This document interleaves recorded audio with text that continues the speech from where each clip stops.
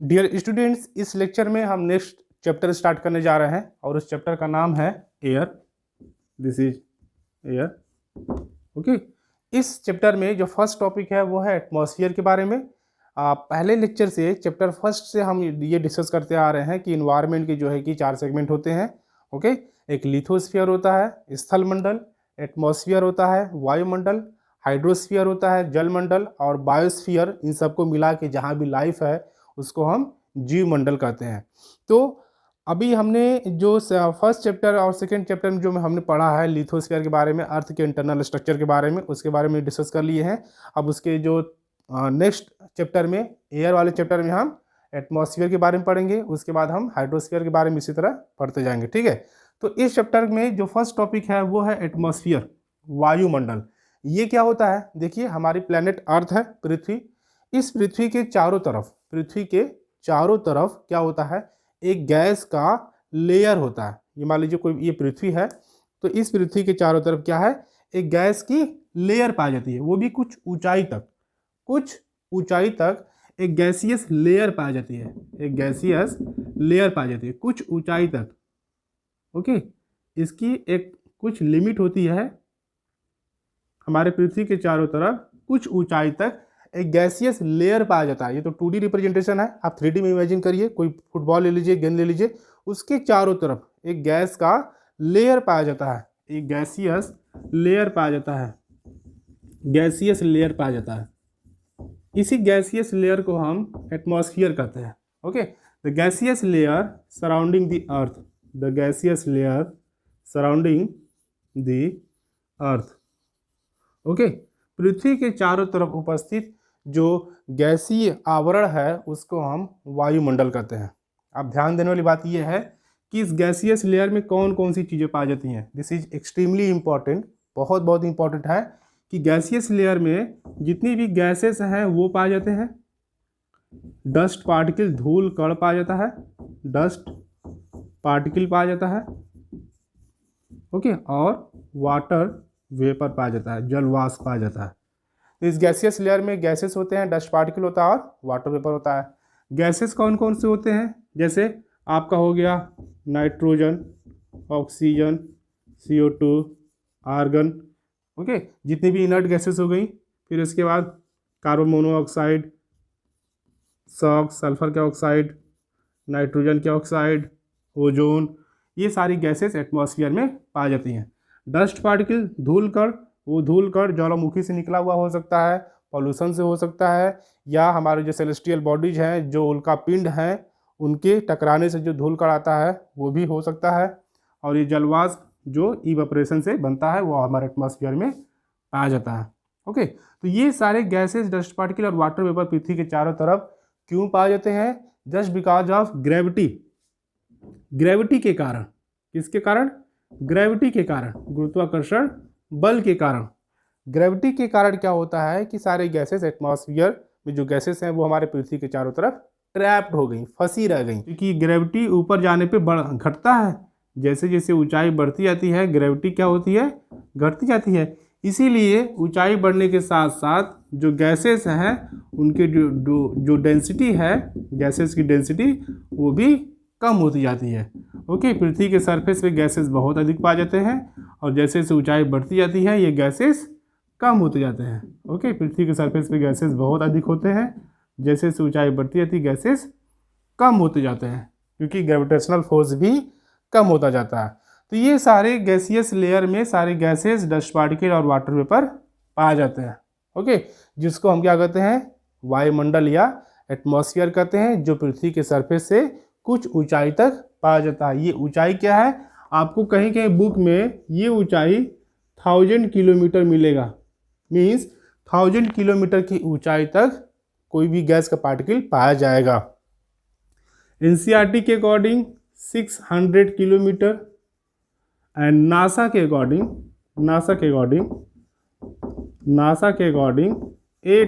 Kilometre तक ये gaseous layer पाया जाता है। मतलब हमारा एटमॉस्फेयर 800 किलोमीटर की ऊंचाई तक भी पाया जाता है। ध्यान दीजिए, एटमॉस्फेयर किसकी वजह से है? गैसेस की वजह से है, डस्ट पार्टिकल की वजह से, वाटर वेपर की वजह से है। अगर इनमें से कोई भी एक किसी भी ऊंचाई तक अगर पाया जाए, मान लीजिए हम आ गए यहाँ पे 1000 किलोमीटर की ऊंचाई तक, यहाँ पर भी कोई डस्ट पार्टिकल पाया गया या यहाँ पे कोई गैस पाया गया, यहाँ पे कोई वाटर वेपर पाया गया, तो यहाँ तक हमारा एटमॉस्फेयर पाया जाएगा। So this is our gaseous layer, जिसको हम एटमॉस्फेयर कहते हैं। ये तो रहा हमारे प्लेनेट अर्थ के बारे में, ये हमारे अर्थ का एटमॉस्फेयर है। ओके, हमारे सोलर सिस्टम में अर्थ के अलावा और भी कई सारे प्लेनेट हैं, तो वहाँ पे कैसा एटमॉस्फेयर पाया जाता है, वहाँ पे एटमॉस्फेयर पाया भी जाता है या नहीं, इसको देख लेते हैं।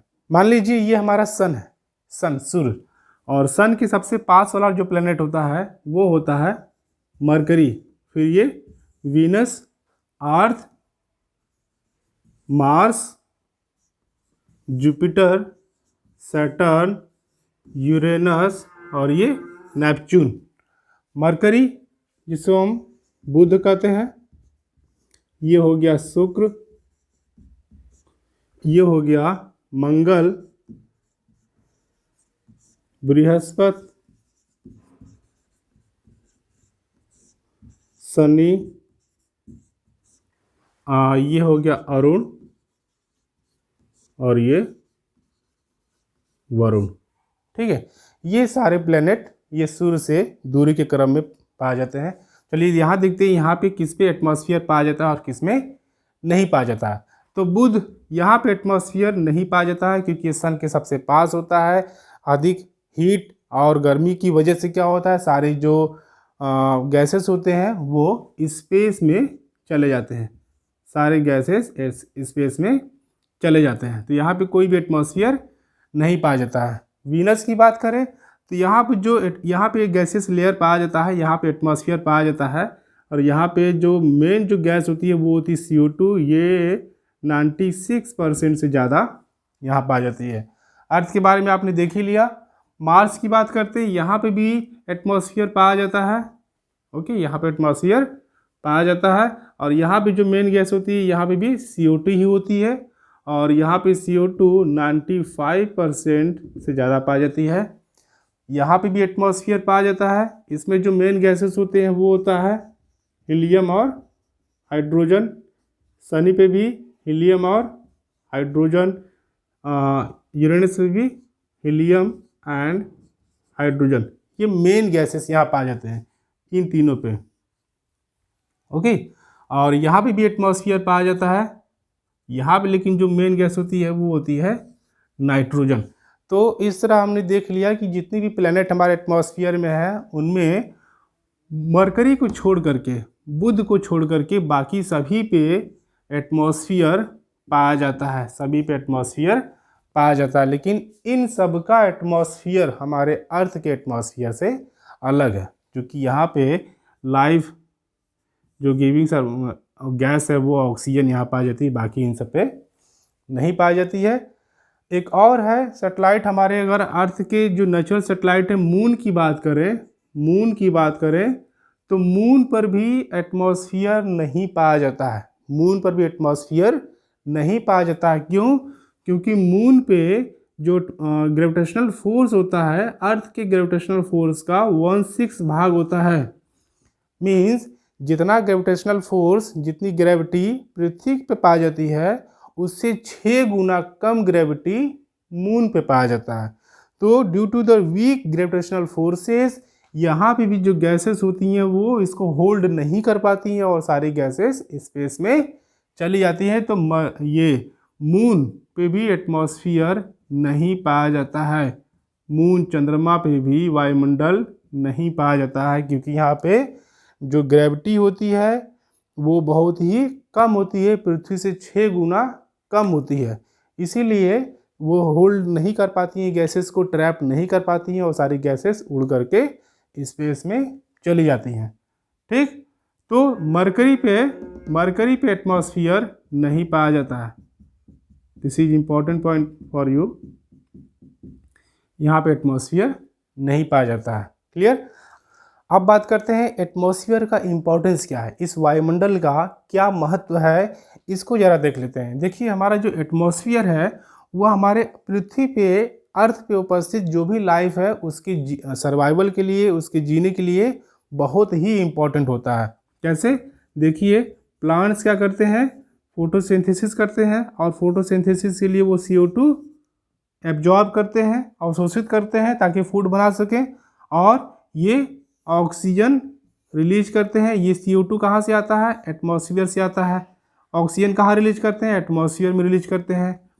एनिमल्स की बात करें, जो एनिमल्स हैं, ये एनिमल्स क्या करते हैं, अपने रेस्पिरेशन में क्या करते हैं, ये ऑक्सीजन यूज करते हैं, और बदले में क्या करते हैं, ये CO2 एटमॉस्फेयर में रिलीज करते हैं। माइक्रो ऑर्गेनिज्म की बात करें, माइक्रो ऑर्गेनिज्म सूक्ष्म जीव, ये भी क्या करते हैं, जैसे बैक्टीरिया, फंजाई, ये भी कुछ माइक्रो ऑर्गेनिज्म ऐसे होते हैं, एरोबिक माइक्रो ऑर्गेनिज्म, जो ऑक्सीजन ही यूज करते हैं रेस्पिरेशन में, ठीक है। और ये ऑक्सीजन भी एटमॉस्फेयर से या सॉइल इन्वायरमेंट से ये यहाँ से एब्जॉर्ब करते हैं। तो ये प्लांट, एनिमल, माइक्रो ऑर्गेनिज्म, ये लिविंग बीइंग हो गया। इनके सर्वाइवल के लिए एटमॉस्फेयर बहुत ही इम्पोर्टेंट है। और तो और ये एटमॉस्फेयर इनको प्रोटेक्ट भी करता है, इनकी रक्षा भी करता है, सुरक्षा भी करता है। कैसे? हमारे सन से जो भी रेडिएशन पृथ्वी की तरफ आती है, जो भी रेडिएशन आती है, वो इलेक्ट्रोमैग्नेटिक रेडिएशन के फॉर्म में आती है, जिसमें बहुत सारे डिफरेंट वेवलेंथ के रेज होती हैं, जैसे gamma rays, X ray, UV ray, okay. फिर IR rays, microwave, radio wave, ये सारे रेडिएशंस इस इलेक्ट्रोमैग्नेटिक रेडिएशन में होती हैं। तो ये गामा रे, एक्स रे और यूवी रे, ये बहुत ही हार्मफुल रेडिएशन है, बहुत ही खतरनाक रेडिएशन है, जो सन से पृथ्वी की तरफ आती है। लेकिन इस एटमॉस्फेयर के होने की वजह से, इस गैसियस लेयर के होने की वजह से, ये गामा रे, एक्स रे पृथ्वी के ऊपरी लेयर के द्वारा एब्जॉर्ब हो जाते हैं, और यूवी रे हमारे ओजोन लेयर के द्वारा एब्जॉर्ब हो जाती है, ठीक। तो ये हार्मफुल रेडिएशन पृथ्वी तक नहीं पहुंच पाती हैं, इसीलिए ये एटमॉस्फेयर हमको प्रोटेक्ट भी करता है। वाटर साइकिल में भी एटमॉस्फेयर बहुत ही इंपॉर्टेंट रोल प्ले करता है। देखिए, वाटर साइकिल में क्या होता है, वाटर साइकिल में क्लाउड्स का फॉर्मेशन होता है। क्लाउड्स कहाँ बनते हैं? एटमॉस्फेयर बनता है, ओके। इस क्लाउड से क्या होता है? प्रेसिपिटेशन, बारिश होती है, ठीक है। तालाब वालाब, जो वाटर बॉडीज होती हैं, उसमें वाटर फिल हो जाता है, फिर ये एटमॉस्फेयर से इवापोरेट होकर के वाटर वेपर के फॉर्म में ये फिर एटमॉस्फेयर में ही पहुंच जाता है, फिर से बादल बनते हैं, ठीक। तो ये सारी प्रोसेस कहाँ हो रही है? हमारे एटमॉस्फेयर में हो रही, गैसियस लेयर में हो रही है, वाटर साइकिल। तो वाटर साइकिल में भी ये बहुत इंपॉर्टेंट रोल प्ले करता है। साउंड के ट्रेवल में जो हम बोल रहे हैं, जो आपको आवाज़ सुनाई दे रही है, वो किसकी वजह से हो रही है? एटमॉस्फेयर की वजह से। अगर यहाँ पे एटमॉस्फेयर ना रहता तो मेरी आवाज़ आपको नहीं सुनाई दे पाती, ठीक है। तो जो साउंड ट्रेवल करती है, उसके ट्रेवल के लिए एटमॉस्फेयर एक मीडियम का काम करता है। टेम्परेचर मेंटेनेंस, टेम्परेचर को मेंटेन करता है हमारा atmosphere. This is extremely important कि ये हमारा जो एटमॉस्फेयर है, ग्रीन हाउस इफेक्ट एक प्रोसेस होता है, उसके वजह से क्या करता है कि हमारे एटमॉस्फेयर के टेम्परेचर को मेंटेन करता है। और हमारे एटमॉस्फेयर का जो टेम्परेचर है, वो एवरेज टेम्परेचर है 15 डिग्री सेल्सियस। ये जो 15 डिग्री सेल्सियस टेम्परेचर है, एवरेज औसत तापमान पृथ्वी का, वो किसकी वजह से है? ये हमारे एटमॉस्फेयर की वजह से है। एटमॉस्फेयर में जो प्रेजेंट जो गैसेस हैं, वो गैसेस सन से आने वाले रेडिएशन को एब्जॉर्ब कर लेती हैं, और एब्जॉर्ब करती हैं, तो इसकी वजह से टेम्परेचर इसका मेंटेन रहता है। प्लस जब अर्थ कूल होती है शाम में, तो इसमें से जो हीट निकलती है, उस हीट को भी ये गैसेस एब्जॉर्ब कर लेती हैं, उस हीट को भी ये गैसेस एब्जॉर्ब कर लेती हैं। इस वजह से हमारे पूरे पृथ्वी का जो तापमान है, वो 15 डिग्री सेल्सियस मेंटेन्ड है। अगर ये एटमॉस्फेयर नहीं होता तो हमारे एटमॉस्फेयर का जो टेम्परेचर है, वो कितना होता? -18 degree Celsius, -18 degree Celsius, clear. So this is all about atmosphere. और अदर प्लेनेट पे भी एटमॉस्फेयर आपने देखा, और इसका इम्पोर्टेंस क्या है ये भी देखा। नेक्स्ट लेक्चर में अब हम बात करने जा रहे हैं एटमॉस्फेयर का ओरिजिन कैसे होता है। Thank you so much.